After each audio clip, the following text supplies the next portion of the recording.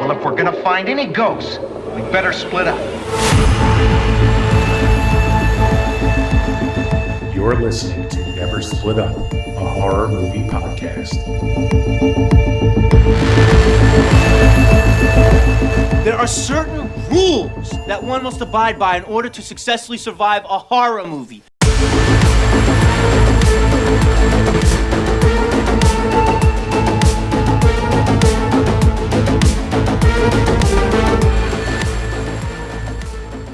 Hello, everyone. Welcome back to the Never Split Up podcast. This is episode 50, the big 50. My name's Nolan, along with my co-host Anthony. How you doing today, Ant?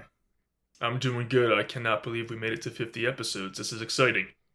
Congrats, man. Congrats. We made it. This is a big milestone for us. It's been, about like a year and a half now since we started this podcast. So 50 episodes in, we're still going strong.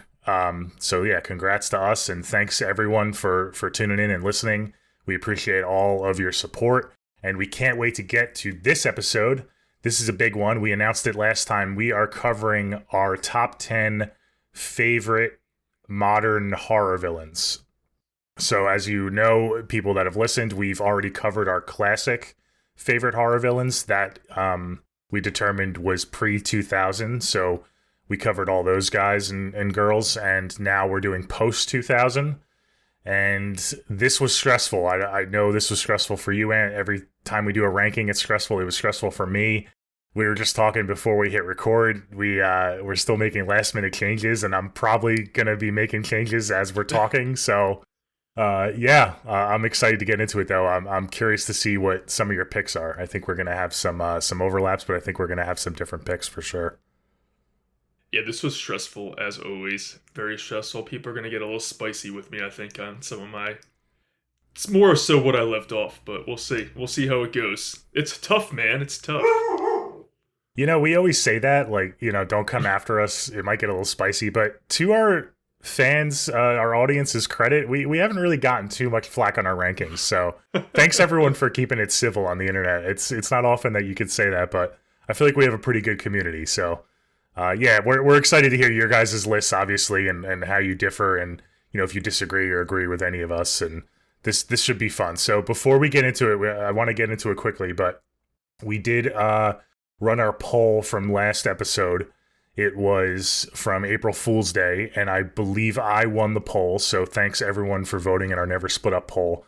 So obviously this isn't a movie review, but I guess I'll just determine who goes first and who goes second for our rankings.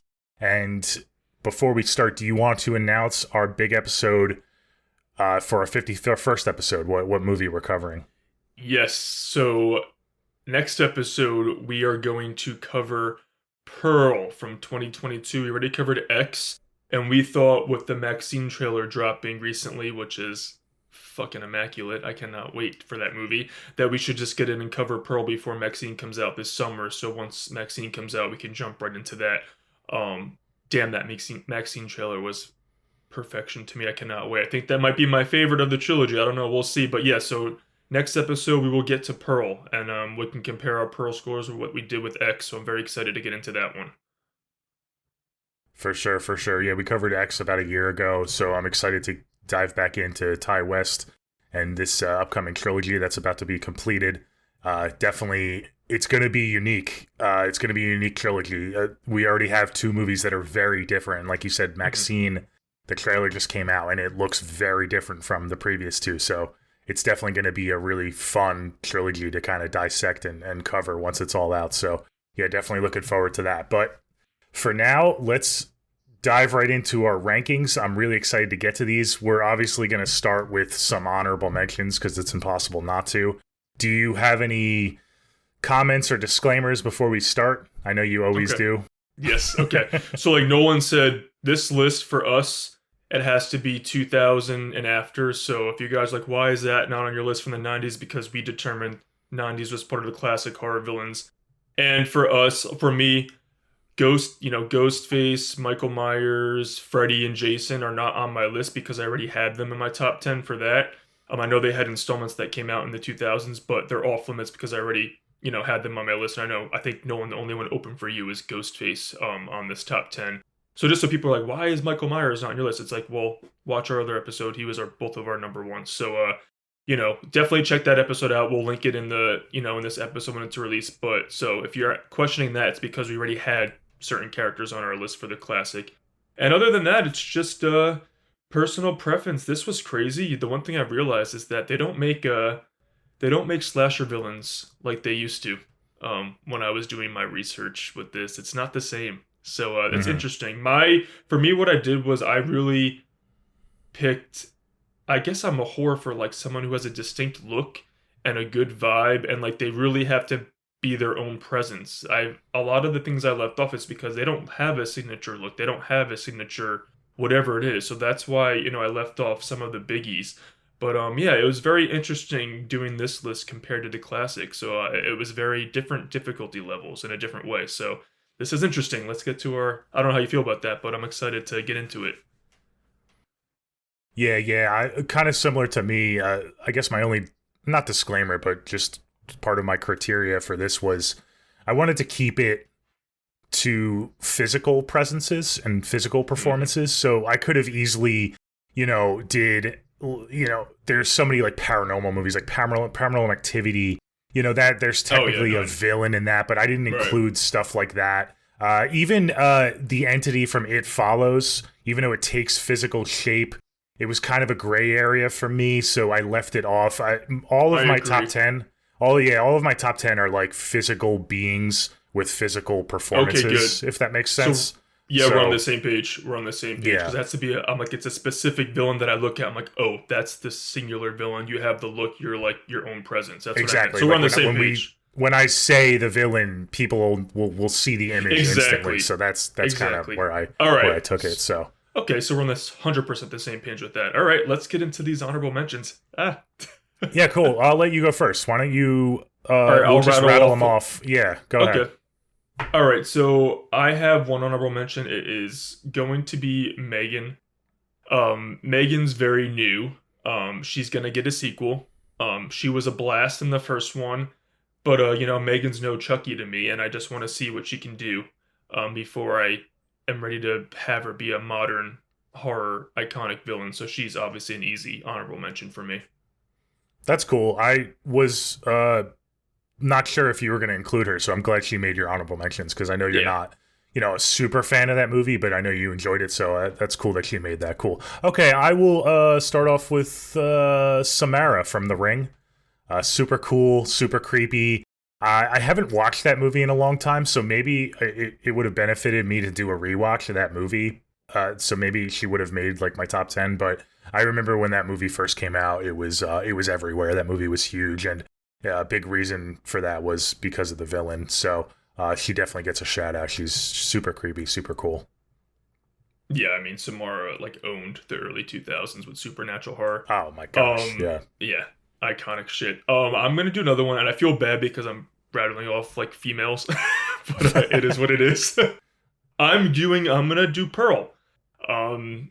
Between X and Pearl, we don't have very many female horror slasher killers, so I just felt like I had to bring her up just because, it is unique, but I don't look at her yet as an all-timer modern villain, even though X and Pearl are so good. Again, it's not like Pearl from X made it to a sequel. We just went back in time in Pearl, so it's kind of like I know it's the same character, but two different time periods, so I don't know, that it wasn't like she made it to 2 consecutive movies going around slashing people right away. So I love Pearl. Mia Goth is a legend, and I cannot wait to see what she does with Maxine. But Pearl will be an honorable mention for me for now, even though I think X and Pearl are both great. Okay, it's interesting you say that, she's not going to be an all-timer. I tried to avoid that with my list because all of these are so new. I tried to avoid that game of trying to project how they're going to end up. I tried to just stick with how I feel about them in the moment, but I totally understand your reasoning for that for sure. And your comment on women, it's funny because I said Samara, you said 2 women. I will agree with you, but I do think there is more representation now compared to our classic list, and that's really a testament to how far Hollywood has come. I mean, I'm looking now, I have a couple more on my honorable mentions, and then I have a couple in my top 10 actually, so Whereas I think the last episode I had, what's her, Kathy Bates, what's her name from? She was our honorable mention, yeah. Yeah, like our only honorable mention, yeah. I'm blanking the movie, but Misery. We had Misery, but and I had Pamela Voorhees is the big one too, for the classic. But I feel like there's starting to be a little more female, badass killers in horror. So that's cool to see. Cool to see for sure. All right, let's keep it going. My next honorable mention is going to be The Collector, from The Collector and The Collection. Super cool movies. I really love those movies. I really wish that we got the third movie, and I know there's talks that they're making the third movie now. It's kind of, I'm excited for it, but it's like almost like those are such time capsules for me.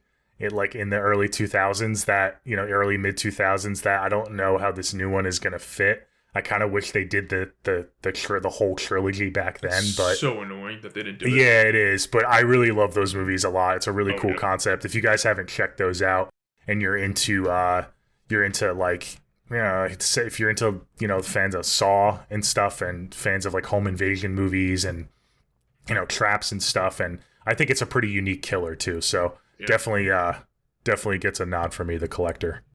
Oh, that's great. I love those two movies. I feel like The Collector is to Alien what The Collection is to Aliens. It's like the second one just goes full on fucking over the top, which I love that they're both so different. Oh my God, it's so good.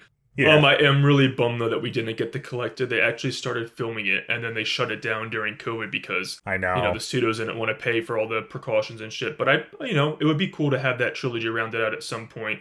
That's a great pick.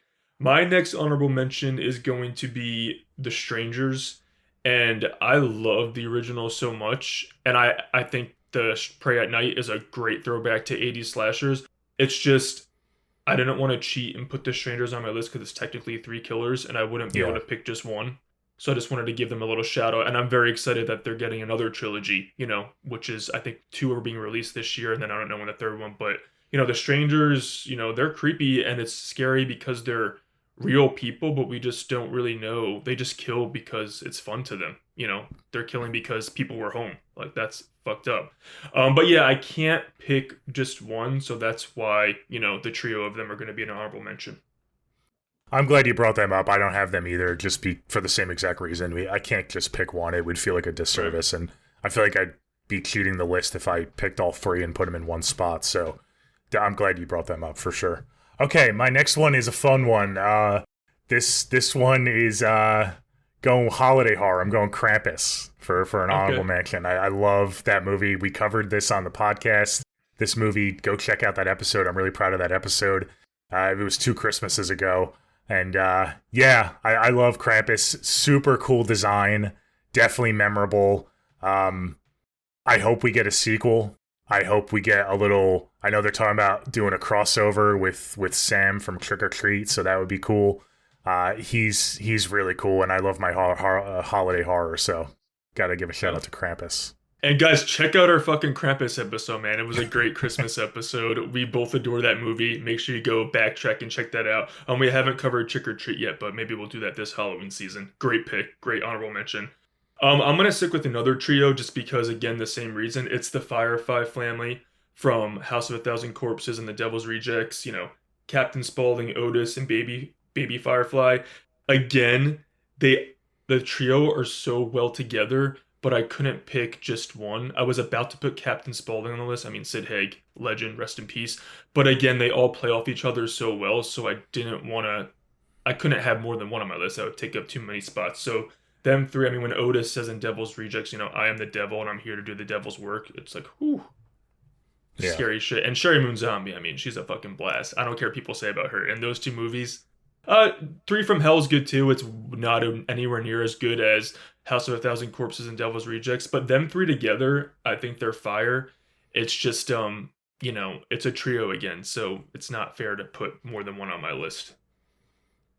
Yeah, totally understand, definitely. Okay, my next pick is another female. I really felt bad leaving her off this list, but my top 10 is so crowded I had to leave her off. It's Rose the Hat from Dr. Sleep. Yes. Rebecca Ferguson. Too. I'll get in on this with you. She's another honorable mention. Yeah, so memorable. Really was a standout in that movie and in such an excellent movie. I love that movie so much. You know how much I love The Shining, so it's a perfect tie-in. And she gives such a great eerie performance in that movie, and she's so memorable again with the hat, obviously. But yeah, I felt really bad leaving her off my top 10. Okay, 100% agree. And what I was saying earlier is that my villains on my top 10, they have to have like the distinct like look, like a Michael Myers Ghostface. She does have it. She has the outfit. She has the look, and she is so Rebecca. I was like, you can kill me if you want. After I saw that movie, I love her so much. Yeah, and actually, Doctor Sleep along with Joker were both. They were both my favorite movies of 2019. I think Doctor Sleep is fucking amazing. It's a masterpiece in my opinion. Yeah, the scene when she kills the kid played by Jacob Tremblay, like, oh my god, I will never forget that scene. People walked out of the theater during that scene when I saw it, and I was like, hell yeah, Rose the Hat, you are an icon, you are a villain. So I agree. I'm very upset she missed it. It's just, again, you know, she had one movie and she was so good, but I just couldn't be like, you're gonna be in my top 10. But I will watch Doctor Sleep forever, and I will go to bat for that movie every day. I love it so much, so I completely agree. My next honorable mention is going to be, I'll just get a Conjuring Annabelle, because Annabelle, she's an icon. Obviously, everyone knows I have her tattooed on me. Everyone knows Annabelle. It's just she's a conduit.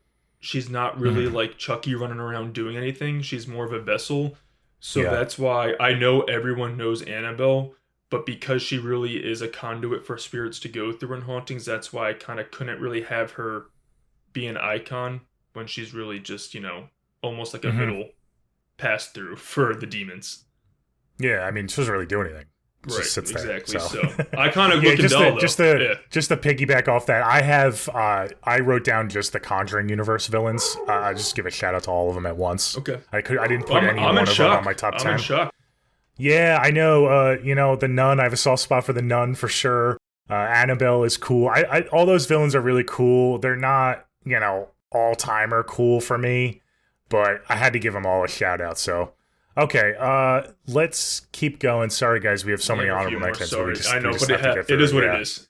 I'm going super new here. I'm going John Carver from Thanksgiving, released last year. Super memorable performance, just because it was Patrick Dempsey and he kills it in that last act. And sorry, guys, spoilers. Oops, yeah. Maybe I'll do a flashing spoiler on YouTube, because that is a newer movie. Sorry, guys. But yeah, John Carver from Thanksgiving. Super cool. I love the look. Love the mask. Mask is so cool, and I can't wait for the sequel. I love that movie so much. It was one of my favorites from last year. I love Thanksgiving, too. I purposely left John Carver off my honorable mentions and top 10 because I wanted to see how the sequel plays out before I do anything. But obviously, you know, Thanksgiving is one of the best slashers, fun, campy slashers of the last couple of years, but love that. Do you think they'll go the Ghostface route and have a different John Carver, or do you think they'll keep Dempsey for the sequel? I have a feeling Dempsey's coming back. You think? But I have a feeling that like Dempsey might not be. He might not be. I don't think he's going to be alone in the sequel. Yeah, because they didn't find his body, so obviously he's coming back. You know. Yeah, I know. Let him film Scream 7, and then he can come back as John Carver in Thanksgiving too. All right, let's keep this going. I don't want to say one that's going to like blow the fucking roof off the house yet, so I'm going to get in trouble. So I'm going to keep going. I'm going to do Patrick Bateman from American Psycho. Christian Bale is a psycho in that movie. It's actually pretty scary. He's so good, and he does have the distinct look. He has, you know, the proper business attire and like the perfection look. And when he drops that friggin' chainsaw down the steps and does that laugh, I think he should have been nominated for an Oscar for that performance. He's so damn good. Obviously, it's Christian Bale. We've had plenty of great performances. But that movie, it just doesn't sit well with me because he's literally demented. I know there's a whole theory about the ending, but I like to believe that everything in the movie did happen. Yeah, great. Mostly because it's just Christian Bale giving an awesome performance. That's why I had to just shout him out quick. Cool. Yeah, I'm a little surprised it's on your top 10. Your top 10 must be busy, man. Wow. Okay. Moving along. I mentioned it before. I'm going to go with Sam from Trick or Treat. Just missed my top 10. He's so cute and adorable. Just not super scary. You know, it's a fun Halloween movie. It's a fun anthology film, but when I think of like great villains, Sam isn't one of the first that comes to mind, but he is super unique. He does have that look, obviously, and I love the whole lore behind him. You know, following the rules of Halloween. He's super cool. No knock to him at all, but he just missed my top 10. Wow. Okay. Yeah. Damn, I want to know what's on your top 10. All right, I'm gonna do one. My next one's Babyface from Happy Death Day. It's because we haven't had an iconic costume killer really since Ghostface. Like, I feel like we don't really get. I mean, The Strangers, but Babyface had the like one iconic mask, and it's not because I don't think the movies are all time or I love them. They're fun. It's just I'm ready for another costumed slasher that is distinct and iconic looking. I feel like we got them all throughout the 70s, 80s, and 90s, and now it's just kind of like, where is that again? So I'm happy that Babyface, represented it a little bit. So I just wanted to shout Babyface out quick. Okay. Cool. It's interesting you say that because I have a couple coming up on my list and stuff. So, okay, I have two more. Okay, go through. Shout out to the females. There's another one. I have Mia from Evil Dead. Played by Jane Levy. Okay. Love her so much. The Deadeye turned into the final girl, so she's a villain in my eyes in that movie. Obviously, she's the main villain, and then they without spoiling it, she becomes the final girl. I mean, it's been she's awesome. Jane Levy is awesome in that movie. She carries that role. She carries that movie. That movie is so good. I just recently watched it again. I just met her in person at a convention, and she is a sweetheart. I'm so jealous. Jealous. Shout out to her. Shout out to Mia and Evil Dead. That's my favorite Evil Dead movie. Okay. Yeah, I don't have her because obviously she ends up being the final girl. I actually shouted her out on our Final Girls episode if you guys want to check that out. But great pick. She was one of the best Deadites in the fucking franchise, along with Alyssa Sutherland and Evil Dead Rise. Give her a little shout out too. She was badass in the newest movie. I have a couple more, so I'll just rattle off. I'll rattle off two. That you have one more after this. Yes. Okay, I'm just gonna. All right, I have one. Gabriel from *Malignant* just because it's so fucking bonkers, and that last act is just fucking amazing. I like that it's a cult classic, but I'm so annoyed that it didn't do better because I want more Gabriel fucking just wrecking havoc. Again, that's something with a distinct look and the movement too. So I just wanted to shout him out because, again, we don't really have many slashers like that anymore. And that was so cool that James Wan created a character like that. Okay. And my other one I'll just shout out quick is Mick Taylor from the Wolf Creek franchise, Wolf Creek 2, and then I actually watched the TV series as well. He does have a distinct look with the cowboy hat and the outfit, and he is just a motherfucker. He's so evil in those movies, and I do love it almost reminds me of like a real life Freddy Krueger with some of his one-liners, like a real killer version of Freddy Krueger with how he like toys with his victims and gives all the one-liners. So I just wanted to give a shout out to Mick. I know Wolf Creek doesn't get talked about enough, and he is vicious. Good Australian horror right there. I have actually never seen those movies. So we're gonna have to cover them. We'll have to cover them for sure. Yeah. Okay, I'm excited. I don't want to say too much then. Okay, so I have one more, and I'm gonna blow the roof off here, and I think you're gonna do the same with your pick. My last honorable mention, and just didn't make the cut once again, is Ghostface. Ghostface is my last honorable mention. I'm so sorry. I'm so sorry. I couldn't justify it, man. I originally had him at number 10. I told myself I have to put him at 10 or Anthony's gonna kill me. And then I'm looking and I'm like, I can't leave these others off. I had to bump them. And you know me, I love the newer movies. I love Scream 4, which was in the 2000s, but you love my Scream philosophy. 2, yeah. Well, those are in the 90s, so you know. Oh yeah, true. We can't. So it would count towards, but whatever. If we're getting into semantics, but my theory still stands from the last ranking because it's like a different actor and a different Ghostface every single movie. It kind of knocks it a little bit. We never get like a repeat, and I love him, dude. I love Ghostface, and I really adore the franchise, but there's a lot of big names for me in my top 10 that I really love. So it really is no knock. I really wanted to try to fit him in. He just missed it by a hair. Oh my god, you're making me drink over here. All right, well, actually, it's fair game because my last one's gonna make you like punch me through the screen. I already but know what it is. Okay, Go ahead, so yeah. my last, before I get to that, I have the lipstick face demon from Insidious. Wow, that again, didn't make it. Wow, it didn't. okay. That's another one I really thought was going to make it for you. Okay. Because obviously present in the first one, and and then he pretty much makes sparse, cameos yeah. until the Red Door. So that's Yeah. why I had it like that. But again, Yep. I love James Wan's use of not showing too much of him until the finale of the first one. It's one of the best jump scares of all time in the first movie. But again, as with the franchise as a whole, he's not the main villain. He's just really reserved for the Lambert family, specifically, Josh and his son. So again, that's why he's not on it. But I do think it's a really cool creation. Tiptoe through the tulips, that scene when he's like in his lair. I love his lair in the first one. It's so good. But I think he's really the best in the first one. So he didn't make my top 10. My other I ones, definitely agree. I think it would have helped me. I don't really love the franchise as much as other people. It would have helped me if he was more of a focal point of the franchise. Okay, because cool. I really do think he was a great design, and I really liked him a lot. All right, I have two more. I'll save the last one that's going to blow the roof off for a minute. But the other one's Victor Crowley from the Hatchet franchise. Okay. I almost had him as number 10. I mean, he's in 4 movies. I just feel like he's awesome. And I mean, Kane Hodder, again, as a slasher, always going to be iconic. It's just I feel like he's too much of a mix of a monster mixed with Jason Voorhees, so he doesn't feel like his own creation.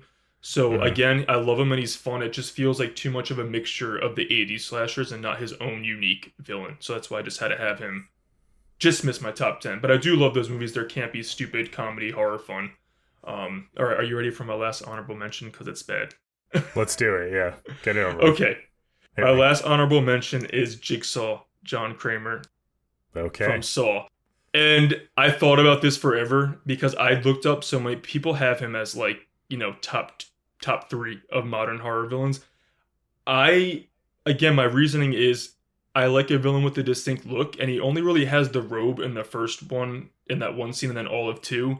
And then the rest of the franchise, I know it's all him, but he's almost like on his deathbed when he's living for the rest of the franchise. So I was trying to fight with that. And also, he's a killer who doesn't think that he's doing anything wrong. He's like, I've never murdered anyone. I'm like, I know me and you think he is a murderer, but like, I want a killer to take ownership in their iconic, slashing. And he doesn't really ever admit to himself that he's just a full-on murderer. So that's why I love John Kramer. Tobin Bell, you're a legend. I actually think his performance in the newest movie is honestly awards worthy. He's so damn good. Yeah, I was going to say, even just the new movie alone would have hopefully got it in your top 10. I know you're not a huge Saw fan, so I'm honestly not surprised. It's not even that. It's just that, every one of my top 10, they have a distinct look. They are full on, murderers, killers, and they admit it. It's just Jigsaw, he almost thinks he's saving these people in some weird fucked up scenario too. So he just missed it. But that's nothing against Tobin Bell and John Kramer. It's just, again, my criteria for what I have in my top 10. He didn't really fit into it. But again, obviously many people disagree with me because I looked up all these lists and he's like, one of the greats post 2000. So I'm sure we'll talk about him again soon when we get into our top 10. Yeah. So I was really hard to leave him off, but I'm like, God damn it. So he just missed it. I mean, your reasoning makes sense. You have like such a specific criteria. It sounds like that you had to follow. So okay, I'll live with it. All right, good. So I'll live with Ghostface, and you can live with that. Yeah. All right. Who wants to go first? You're in charge. So okay, I'll go first. Okay. All right, so here is our top 10 modern favorite horror villains, guys. And starting at number 10, I have a pretty big one. Starting off with a bang, people are going to be surprised it wasn't higher up. It's in a lot of, like you said, with rankings on the internet, it's in a lot of like top 3, top 2, even number 1. It is Pennywise from the It movies, played by the amazing Bill Skarsgård. He's so good. I love those 2 movies. I love his performance. The movies, while I do love, they're not all-timer for me. Pennywise is the standout. His design, they killed it with the updated look and the design. And like I said, Bill Skarsgård, his facial acting and his voice acting was phenomenal. That's why I had to put him on the list. I originally had him in my honorable mentions, and I had Ghostface at number 10, but I switched them last minute because just so memorable and so distinct, and I just really love it. It's people are gonna be surprised it's not higher up, but I love all of my picks from here on out. So it's no knock that he's at number 10, but so he just squeaked in. Instant iconic horror performance and villain right there. I mean, how many people like dressed up as Pennywise after that movie came out? I mean, Oh my Pennywise gosh, yeah. is all Made the a rage killing, these days. Yeah. Like highest grossing R-rated horror movie or something like that. But yeah, I mean, Bill Skarsgård, I love how he made sure that his interpretation, actually it's funny because Pennywise, Tim Curry was on both of our honorable mentions for the classic, and you know, Pennywise made your top 10 for this one. So I just love how he differentiated himself so much from the Tim Curry performance, because I think it lended the movies, you know, the movies were such different vibes, so it lended to that better. And Bill Skarsgård, just, you know, what a horror legend. He's already a horror legend. He's like our age or something, so I can't wait to see what he does next. I know. Yeah. All right. That's a big, strong number 10. I cannot wait to see your other top 9. My number 10 is going to be Bagul from Sinister. Again, I have my feelings about Sinister 2, but just going off the first movie alone, I love how Scott Derrickson doesn't show him fully until, like, you know, halfway through the movie in that attic. We just get the little hints of him in the pool or in the shadows or in the background. And again, he does have a distinct look. He has that outfit. He has like a villain that I would think of from the 80s. So that's why I'm like, all right, he's a true villain. He has his own look. He has his own distinct method. I mean, what he does, he pretty much just uses these children to murder families. It's so fucked up. Yeah, he's a good, really, really, really good supernatural horror villain, and he gives me the creeps. Very good shit. So I had to have him on my number 10, even though I think Sinister 2 is a travesty.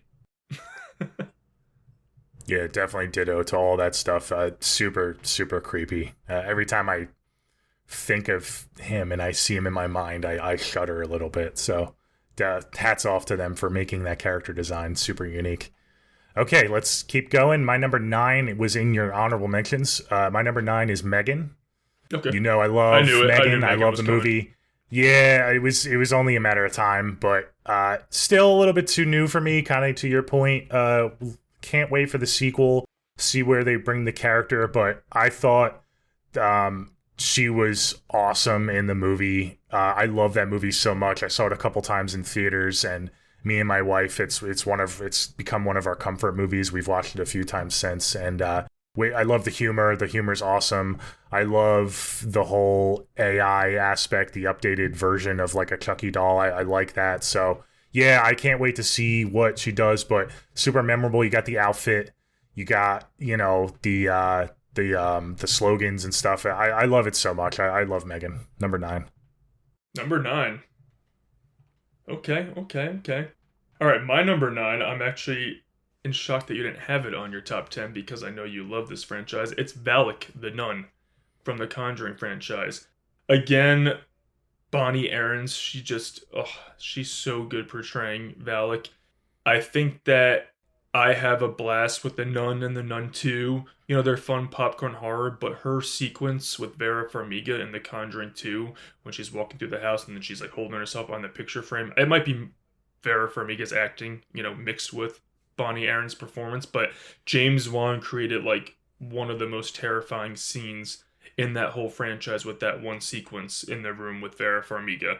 I think that out of all the Conjuring villains, she has, again, the most theme in my list is she has that distinct look. Like, everyone knows what the nun looks like. Everyone knows the nun. It's so damn good. She's so creepy. Her movies are like fun adventure horror movies, but I think we need one more, and we have to have her go back to that Conjuring 2 style scene where she's just terrifying and menacing the whole time. But all around, I mean, I'd love to give a female shout out, and I think Bonnie Aarons, she murders the role of the nun. It's so damn good. The makeup and everything, perfect shit. You know, comes to nuns, you know, she's up there with one of the iconic supernatural non-villains. That's awesome. Who would have thought you were going to have her on your top 10 and not me? That's a little role reversal there. Cool. Awesome. Yeah, totally everything you said. She's iconic. She's awesome. Okay. Rolling along, we're at number 8. Number 8 for me is The Creeper from Jeepers Creepers, and the sequel, Jeepers Creepers 2 specifically. The rest of them, fuck the other two. They're horrible trash. Yeah. Talk about design, iconic design. It's everything you want from, a slasher / I mean, you can even call it like a kind of a creature feature. It is so cool. It's awesome. The first 2 movies in particular, like I said, are super creepy and super wild with its kills. The lore behind the creeper, how he only comes every so often. I forget, what is it? Every 23rd spring for 23 days. 23rd, yeah.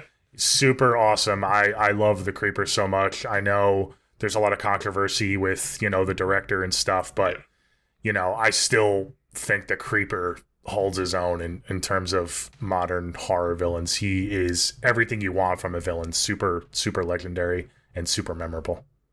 I absolutely love that pick, and hold their thoughts because we'll be talking about the creeper again. Don't worry. Oh, cool. Okay.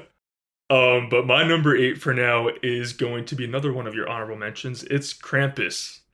Oh, nice. Fucking love Krampus so much. It's so damn good. Nice. We don't have enough Christmas villains, and he's almost like the mythological spirit of Christmas villain. So I just think that he deserves a spot on my top 10. Again, talk about looks. He has his face, his whole, the fucking wolves, the antlers. I just think that, again, it's a horror movie and a horror character that embodies Christmas and what Christmas is all about, and he's coming to punish people who do not believe in the Christmas spirit. And I just think that we don't really have any other villain like that for a Christmas horror, and I think that he earned his spot, and I really want a sequel. It's because I love Krampus so much. It's so damn good. I think that Michael Dougherty, he chose when to show him in full, and he chose when to keep him in the shadows. I love the first time we see him is just on the roof when he's running from roof to roof going after their daughter. I just love how we don't see him close up yet, and then by the end of the movie he's just in our face like, holy shit, this is fucking bonkers Christmas madness, and I love it.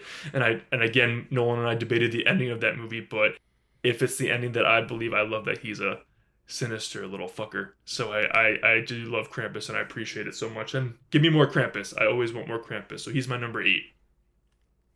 Awesome. Cool to see that, yeah. I wish that movie was, well, it's not that I wish, because I do love the movie. Maybe if the movie was a little bit more on the creepier side, and they did a little bit more with Krampus, he probably would have made my top 10, but definitely an awesome villain. I can't wait to see more from him. Hopefully they make some more of those movies for sure. You love your holiday horror, so I wasn't surprised. I do, soft spot. Do we have another holiday horror villain coming up for you? Christmas horror, Christmas? I feel like we might. We'll see. Okay. So number 7 for me, and this is definitely not going to be on your list, but this is another creature. It's Jean Jacket from Nope. Oh yeah, not on my list. We just covered this movie. Guys, not without spoiling it, we feel very differently about this movie.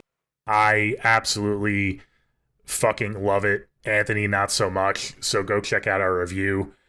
I love the movie. I love everything about it, and that includes Jean Jacket. I think it's a super memorable villain. It's a creature feature. It's a UFO. It starts as a UFO, the whole movie, and then it kind of transforms, that transformation at the end, into that giant, whatever you call it, monstrosity, moth, bird, like jellyfish thing is just so memorable to me. And the ending really packs a punch, and I do love the ending a lot. I know it didn't hit for you, but it does for me. So I had to put him on the list. So number 7 is Jean Jacket from the movie Nope. Okay, and that's a recent, very, very recent movie too. It's not like it's 2005, so it really made an impact on you. That 2022 movie villain is on your top 10. That's cool. That's awesome. I respect it. All right, I'm giving some female love right now. My number 7 is what my opinion probably, I know it's technically not spoilers, but the most iconic child killer who doesn't turn out to be a child. It's Esther Coleman, Lena Klamer from the Orphan franchise. I fucking love the OG Orphan so much. It's so good. It's so vicious. She is such a fucking bitch. It's so good. I even love the prequel that came out. It was campy, stupid fun. I love it. But the OG movie alone, what the amount of killing she does, she manipulates the entire family. It goes there with the violence and gore before you find out the twist. You're like, oh my god, a child's doing all this. It's so good. And then when you get to the twist, it just makes her even more demented. I love Orphan so much. Again, another brilliant performance with a movie with Vera Farmiga as well. But oh my god, Esther. I think she should go down in the horror history books as one of the best slashers. She's so evil. I love her so much. Isabel Furman, she does not get enough. She needs to be booked and busy because her performance in both movies is just fucking iconic. And I hope we do get to see Esther again. I think they're going to make another movie. So I'm just happy to give some love to a child female killer. So yeah, Esther, she earned her spot. I think that Orphan's one of my favorites of the 2000s horrors, so she needed to be on my list. Okay, yeah, that's a great pick. I do not have her. I did not see the most recent one still. I still have yet to see it. My wife Jackie watched it without me. She's a huge Orphan fan, so I have to see that. So I have to sit down and watch it. So I didn't put her on my list, but that is a great pick. Okay, we're getting down to it. Number 6 for me, and this is a biggie. Probably the most iconic villain on my list, bar none, because he goes way back, and it's Leatherface from Texas Chainsaw Massacre. Yeah, number 6. Yeah, number 6. You might be surprised how low it is, but you have the remake. We both adore the remake. I grew up watching that. We have the beginning. And then we get the other ones, the most recent one on Netflix. You're a little bit more high on that one than I am. I don't love that movie. I actually like 3D. I think it's fun and stupid, but it's fine. So, you got a bunch of different movies for Leatherface, kind of different timelines. So, but it still counts. I'm mainly talking about the remake and the beginning Leatherface, when I speak, because those movies are just freaking perfect. The only reason why he's not top 5 is because my top 5, all of these villains really stood above and did it on their own in a way. And Leatherface, he's not the only, it's the family, and he's not the only villain in those movies. It's kind of like he's a byproduct of his family. So not that it gives him a knock, but these other villains in my top 5 are really just like iconic status, where they're going around just killing people on their own in a way. So yeah, number 6, what can you say? Leatherface, he didn't quite make my top 10 for classic. He was on my honorable mentions. I believe he was on your honorable mentions too, so I'll be interested to see where he lands on. I'm sure he's in your top 10 for this, but I love the remakes and the newer movies. I'm definitely a newer Texas Chainsaw fan compared to the OG, so I had to put him on this list. Great pick. We will see if he's on my list, and I also did have him on the honorable mentions for a classic, and I think my reasoning was because in the OG, obviously the OG's a classic, but he almost is like a puppet with his family in the OG. And even more so, the sequels that take place, pre-2000, there's so many different kind of interpretations of him. He doesn't feel like the same character in each movie, so that's why I left him off. Mm-hmm. But great pick, and we'll see if we are going to talk about him again soon. We will see. But my number 6, another female. Yeah, I guess I do have female love on here. Yeah, it is Samara Morgan from The Ring. You know me. I love The Ring. Yeah. I saw your face when I mentioned her earlier. So yeah. Again, I think she started the trend of the ghost girl with the hair in front of their face of the late 90s, early 2000s. I saw the 2002 remake before I went back and watched Ringu, which I think came out in the late 90s. So I'm specifically talking about the Samara Morgan of the Naomi Watts Ring movies. Yeah. I think that, again, the buildup of that movie where you think that they're setting her free and saving her just to find out that she wanted to cause harm. I love that line. She's like, you don't want to hurt anyone. And she's like, but I do. I'm like, ooh, this is fucking crazy. And then I just love the whole, third act of that movie. It's just balls to the wall, like Samara killing the dad. And then when we get to the ring too, she wants to be Naomi Watts' daughter and she wants to take over Aiden. And then I just love the whole, I actually like the sequel. I know it gets hated on, but I think it's a fun sequel with Samara actually becoming her own villain and actually trying to manipulate Rachel in the sequel. I think that, she crawls out of the well and she does the creepy climb, and it's iconic shit. It's iconic horror shit. I think as far as Ghost Girls go, she might be like one of my favorites, so I had to have her on my top 10. So yeah, she's my number 6. Cool. Awesome. Yeah, it's cool to see. A lot of female love this time around. That's awesome to see. Female representation. You're right, compared to, I don't think I had one female on my top 10 of the classic. Yeah. Mm-hmm. Okay, top 5. Here we go. And this pick is kind of my dark horse of my list. It's going to, I think, surprise a lot of people, but I love these two movies. I think the first one is going to go down in history, and I think the second one is a very worthy sequel, considering how they had to tackle it because of how the first one played out. And I'll just get to it without further ado. It's Joseph from Creep and Creep 2. Okay. Played by Mark Duplass. Oh, what a legendary performance. Definitely Mark Duplass's best performance of his career. I know he had a hand in making these movies and he was, heavily involved. I'm pretty sure he was producer and stuff, but super, super creepy. I mean, they're called Creep for a reason. Guys, if you haven't seen these movies, I don't want to give too much away, but these movies really, really affected me the first time I watched them, especially the first one. And I love what they do with the second one, the angle of the second one. And it's kind of like, not a cat and mouse, but it's kind of like he meets his match in a way. And it's kind of like a game like that. So I love those movies. And his performance just stands so high. I had to put him on this list. And he landed at number 5 for me. I love those movies so much. Oh, I love that pick. That's a very good pick. Mark, it's an acting showcase in those two movies. He's not on my list, just because again, I think it's more of a character study, but he is such a good villain. I love by the time you get to you're like so terrified about 30 minutes into the first Creep, like what the hell is this guy gonna do? And when is he gonna do it? I had no idea what was going to happen. Yeah, I adore the sequel too. They're both really, really good movies. I think we might get a third one. I don't know.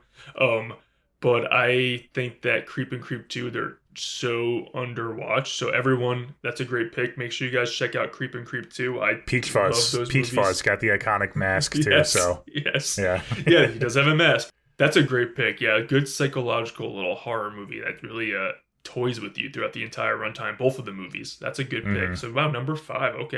Okay. My number 5 is a new horror slasher, and I have a feeling we'll be talking about him again.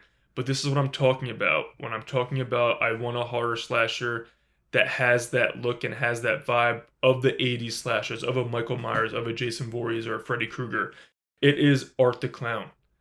He is here and he's here to stay. I think he's one of the only really legendary modern slasher villains with that unique look that to come out post 2000.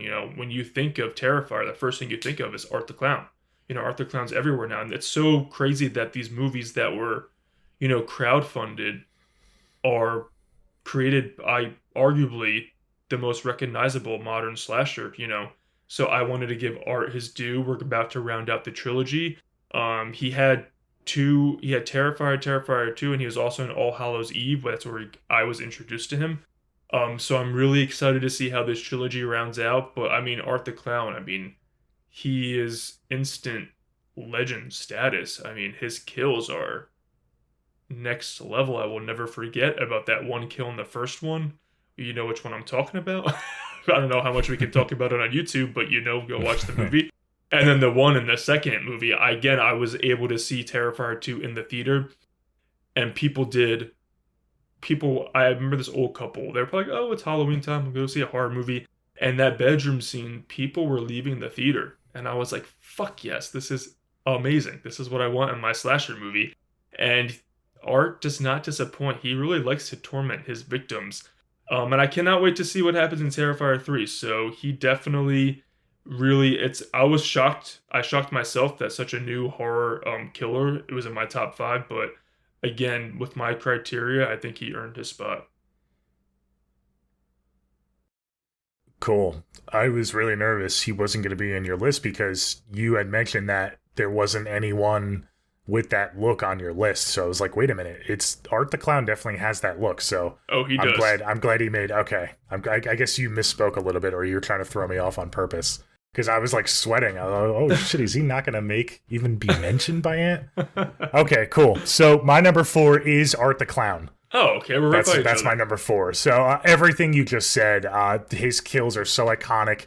David Howard Thornton plays Art the Clown.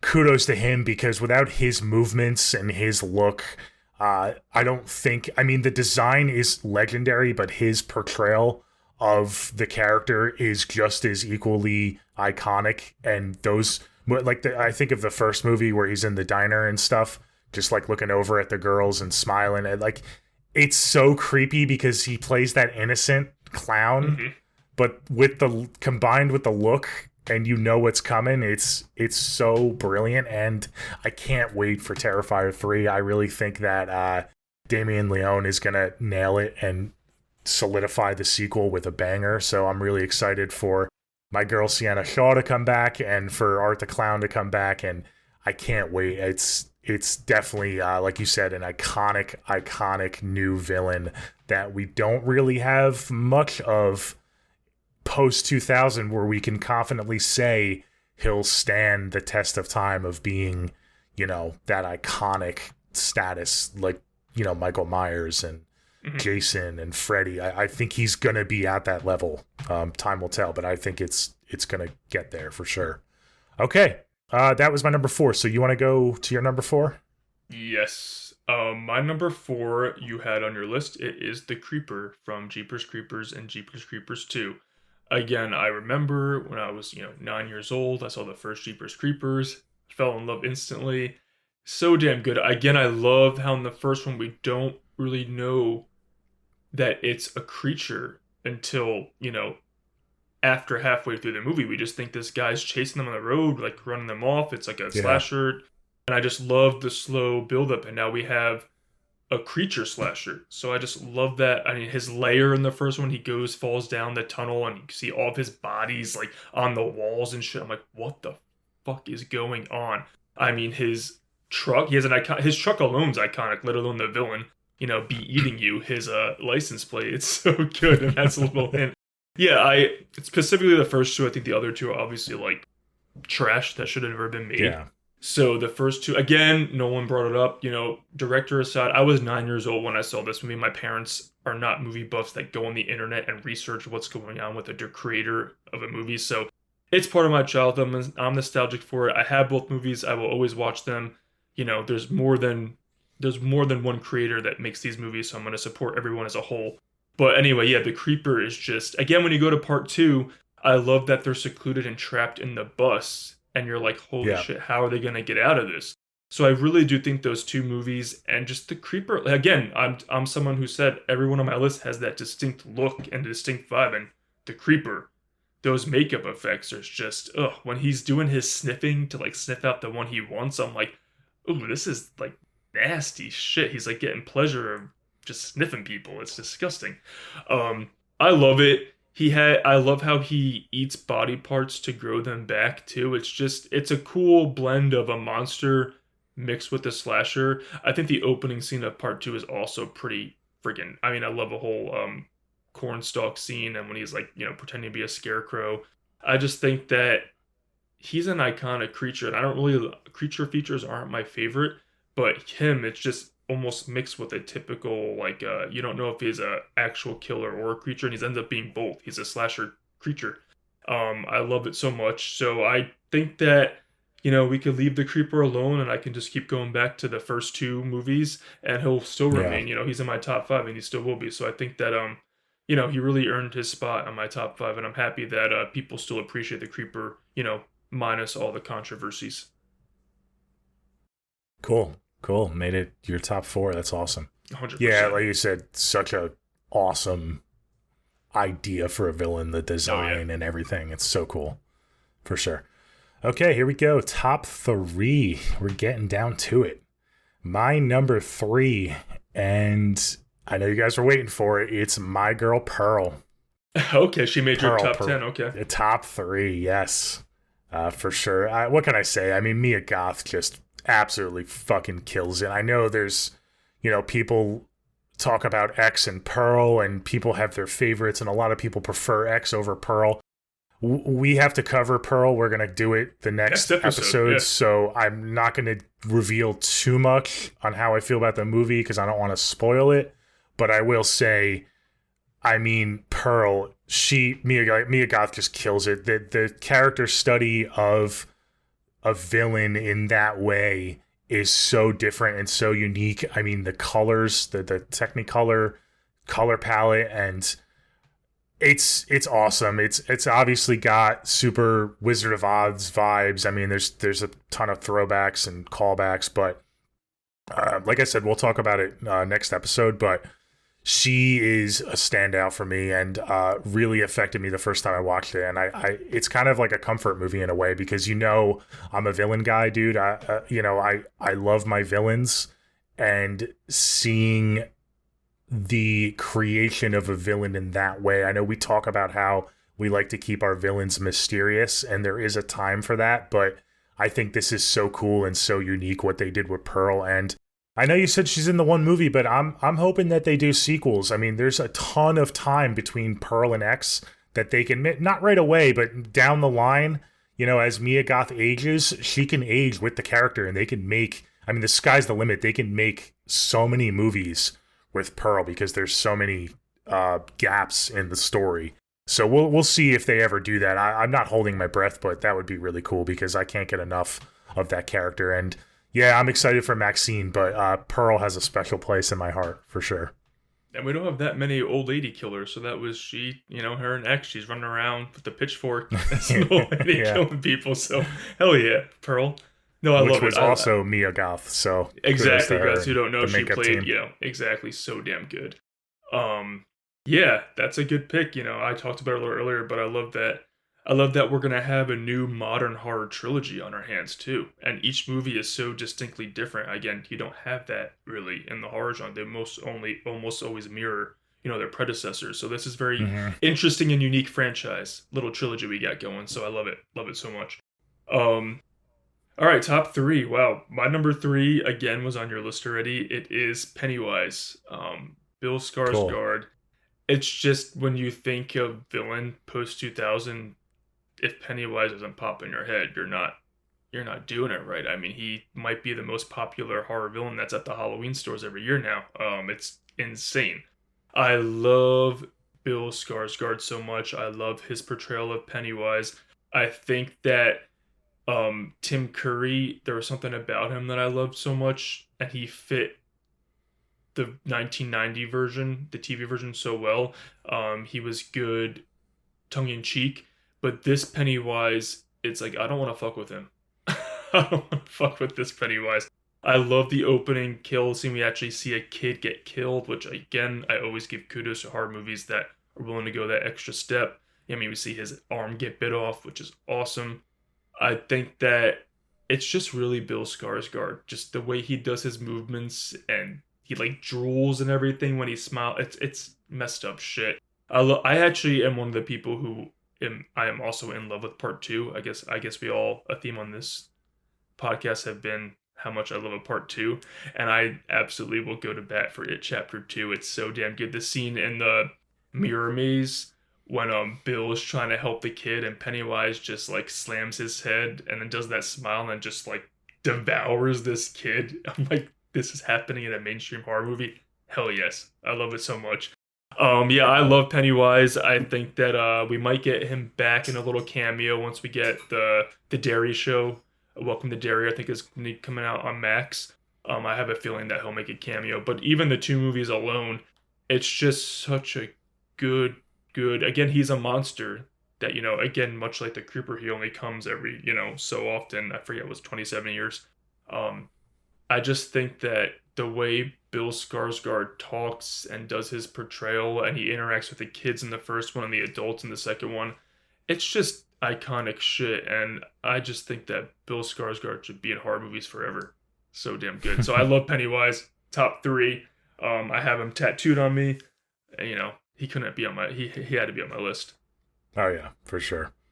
Definitely Bill Skarsgård. He's the best part of Barbarian. So keep it coming, Bill. Oh my God. Yeah. So good. I was so His upset. performances. Yeah, I know. Awesome. Top 2. Yeah. Top 2. Here we go. we Top ran 2. through this. And no, I know. Number 2 for me is by far the creepiest and scariest villain. For me, it's Bogul. I know you talked about him earlier. Okay. Sinister. We covered Sinister on the podcast, guys. Go check out that review. I believe it was our first YouTube episode. Yep. You're right. When we started on YouTube.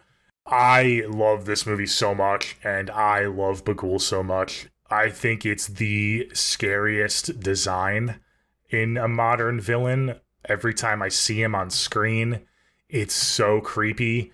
That first movie, we could talk about the sequel and what went wrong, but, it's still Bogul in the second movie. The second movie has its flaws, but, he's still fucking creepy, and he looks creepy in that movie, too.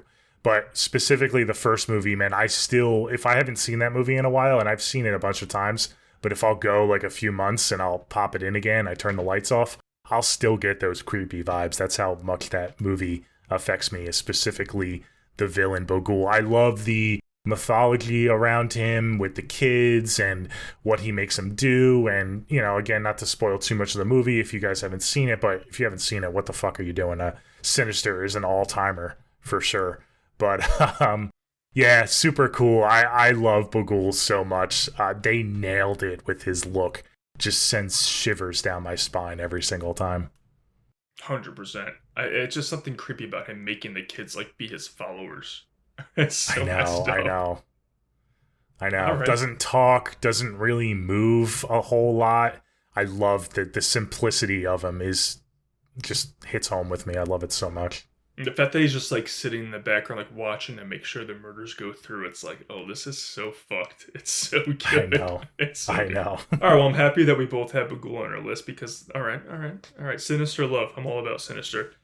All right, my number 2 is not my number 1 only because it's not fair to have him as my number 1 because he didn't originate in the modern era. He originated in the 70s, so he gets a little piggyback. It's Leatherface is my number 2. Again, the 2003 remake is my second favorite remake of all time. It's one of my favorite movies. I had to buy a new DVD because when it came out, I watched it too many times. He's terrifying. Leatherface is terrifying in the remake. And the 2006 prequel, it's the same Leatherface. So that's where they intertwine.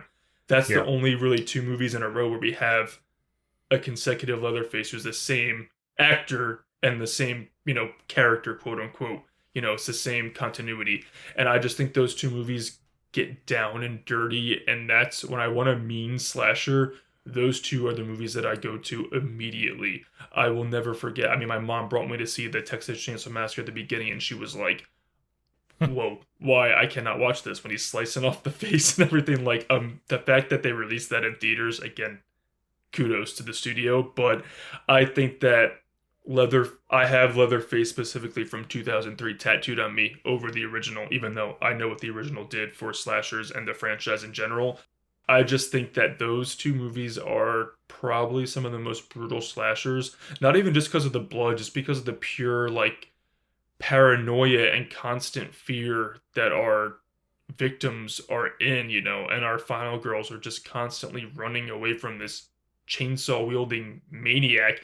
And I do think that where the 2003 and 2006 movies stand apart from the other ones is, if the family wasn't there, I feel like this Leatherface would still be tearing up shit and wrecking havoc. Whereas the other movies, he kind of needs his family to help him out a little bit. So that's why I think that for the modern era, he really earned his spot. And Nolan said there is a few other movies, in the last few years. Texas Chainsaw 3D is stupid fun. Whatever. I'll laugh at it, get hammered and watch it. Do your thing, cuz hell yeah, I'll laugh all the time at that movie. Leatherface, the prequel, is good, but we don't really find out who Leatherface is until the end. So again, and then I am someone who really likes the newest Texas Chainsaw Massacre. It's again, we haven't done a ranking for this franchise, so I won't spoil it, but that is one of my favorite Texas Chainsaw movies as well. I really love Old Man Leatherface. I love the way he moves. I love his mask. I think that it's just iconic slasher, even in the newest one. I mean, it's called Texas Chainsaw Massacre, and we finally got a massacre in the newest movie on the bus. We haven't had a massacre really in one scene in the entire franchise. So I do think the newest movie does not get enough credit. I know it gets hate because it's cool to hate that movie, but I fucking love that movie. I don't give a shit. And I want him back in a sequel. But I'm talking specifically about the 2003 and 2006 movies automatically have him at number 2. And if Leatherface was not created in the 70s, he would have been my number 1. So, number 2, Leatherface. Yeah, like I said, I love the remake and the beginning. Those movies are so intense. They are so suspenseful. They're so They're so dirty and mean. I want to shower after I watch them every time. It's nasty. They mean so much to me, and they were so formative for me in my early days watching horror. I mean, for a while, the remake was the scariest movie that I was most terrified of for a long time as a kid. So they mean so much to me. Yeah, for sure. Okay, awesome. I'm glad it made it all the way up to your number 2. That's really cool. Dude, we would have sleepovers with our friends and watch the remake at my house all the time. I know. It's so good. I know. It's so good. All right. So we are to our number 1. Okay, we made it. That was quick. That was very all right. quick. My number 1 is going to be the iconic John Kramer / Jigsaw. I can't believe you, man. That is just... The reason you looked it up and it's on everyone's list is because you're wrong, and he is number 1. Same with you with Ghostface, dude. We've been... Okay, fair enough, but we've been on such a journey with this character. For those of you that aren't too familiar with the franchise, it is such a wild ride. And I know one of your gripes is that they kill him off a little too soon and they keep having to go back to the well, but that's not a gripe for me. I love this franchise. I believe it was number 2 on my horror franchises list when we ranked our franchises. It's a modern day horror soap opera. We're now at Saw. We're gonna get a Saw 11 coming up. They just announced actually that the day that we recorded this that they delayed it to next year, so we're not gonna get that till next Halloween, which I think was the right move. I think it's a pro, by the way, with that. Take your time. For sure, I think it's a pro as well. But yeah, we have 10 movies, and I know he's not in every single one of them, but damn, you feel him in every single one of these movies. It's really his presence that is so iconic. And then obviously, himself. I know what you're saying. He doesn't have like that one look, but that's not really a criteria for me. He's so iconic. I'm so thankful for that franchise. It's so fun. I love doing rewatches of all those movies and all of his little apprentices that he gets throughout and stuff, and everyone has their favorite. It's so cool, and he's always one step ahead of everybody. He's so smart, and especially after Saw 10, after Saw X, he's really solidified himself as just one of the modern goats of horror. So yeah, John Kramer, Jigsaw, just definitely number 1. He was the only one that I had no question where it was going to be ranked for me. Everyone else I kind of was struggling with, but that was always going to be number 1 for me. Oh, I knew that 100% that he was going to be your number 1. That's the one we mentioned this episode last week. I'm like, oh, that's number 1 for Nolan, 100%. Yeah, that's why I was so nervous. I'm like, oh, he's not cracking it for me. The fact that we have 10 Saw movies in a 20-year-old franchise is just wild. The way they're pumping these bad boys out. We're going to have an 11th movie. Again, I'm not going to argue with it. I love Saw. It's just obvious, John Kramer to me is more of a character than a villain because he doesn't look at himself as a villain. And I actually think that Saw 1, we did an episode on Saw 1, guys, so make sure you watch that episode. It's a great episode, and it's one of our favorite horror movies of the 2000s. that ending, he becomes Jigsaw in those last 5 minutes of Saw with the one of the top 5 twists in horror of all time. Again, my jaw was on the floor of that twist. And then Saw 2, which, we'll get into. We did a franchise ranking already, right? We did that too? I think we did. Yeah, we released a franchise episode ranking. So Saw 2 is my favorite horror movie. My favorite Saw movie, sorry, not my favorite horror movie. Get that off the record. But my favorite Saw sequel, my favorite Saw movie is Saw 2, and that's the movie where I think that Jigsaw, John Kramer, is the most villain of the franchise. So that might have to do with why I love Saw 2 as much as I do as well, because that's a movie where I really feel like, oh, if we had him like this for another movie or two, he probably would have been in my top 10. But I respect it. Love that he's your number one. I had no doubts that he would be your number one modern horror villain. But mine, I love that what my number one is, because my number one horror villain was on your honorable mentions, which I was kind of bummed about. But it is the character who represents what Halloween is all about and what Halloween lore is. It is Sam, or should I say Sam Hain. It's Sam from Trick or Treat. I fucking love Sam so much. I love Trick or Treat. I want a sequel right now. I just love that we have a killer who is going around on Halloween making sure everyone is celebrating Halloween and respecting the rules and the lore of Halloween. I mean, if that's not an iconic horror villain, I don't know what is. So he has an amazing look with his mask on or off. I have a mask with him unmasked, and then I have another mask with him with the mask on. Both iconic. I love Sam so much. I love Trick or Treat. Michael Dougherty is a legend with creating holiday horror between Trick or Treat and Krampus. I want more of both. And, he kills people with his fucking lollipop. It's amazing. And I just love that anyone who doesn't respect Halloween in his eyes is worthy of death. And you know what? I agree, Sam. I agree. So, Sam is my number one. I had no doubt about it.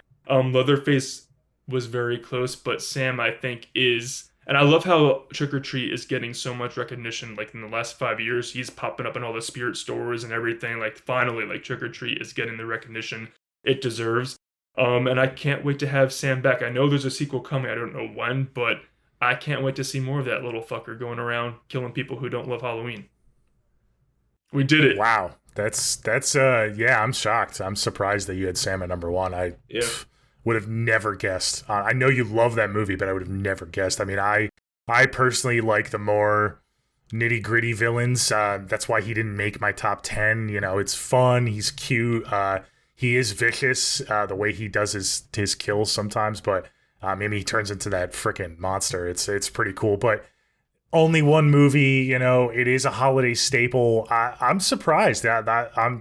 Kudos to Sam making your number one. That's a high. That's wow. I'm pretty surprised. So, all right, cool. That was fun. Did it. We did it. Yeah, we did it. All right, let's run through our top 10 again, just to refresh everybody. I'll go first. My number 10 was Pennywise. Number 9, Megan.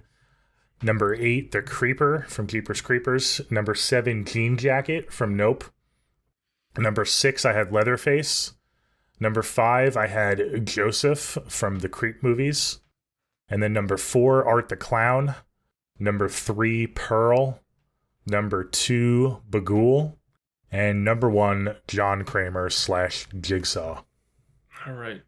Great. I just want to give another shout out to your number 5 because I love Creep so much. So people, go check out Creep and Creep 2 if you haven't. I don't think those movies get enough love. I love that number 5 pick. That's a unique pick. All right, my top 10, number 10 is Bagul from Sinister. Number 9 is Valak the Nun from a couple of the Conjuring movies. My number 8 is Krampus from Krampus. My number 7 is Esther from Orphan. My number 6 is Samara Morgan from The Ring. My number 5 is Art the Clown from Terrifier. Number 4, The Creeper from Jeepers Creepers. Number 3, Pennywise, It. Number 2, Leatherface, specifically from the Texas Chainsaw Massacre 2003 and Texas Chainsaw Massacre The Beginning. And my number 1 is Sam from Trick or Treat. Okay, there you have it, guys. Thanks so much for tuning in. This was a really fun episode. Episode 50. We made it. So we can't wait to cover Pearl on our next episode. So check that out, and check out our classic horror villain rankings and all our other ranking episodes. We always have a fun time doing these rankings. We've covered a few ones. We've covered a few movie franchises, which are always fun. We did our favorite Final Girls. That was fun. And we'll have to come up with some more unique rankings for the future, because I know you guys love your rankings. So, okay, until next time, my name's Nolan. That's Anthony. It's the Never Split Up podcast, and thanks so much for listening. Bye.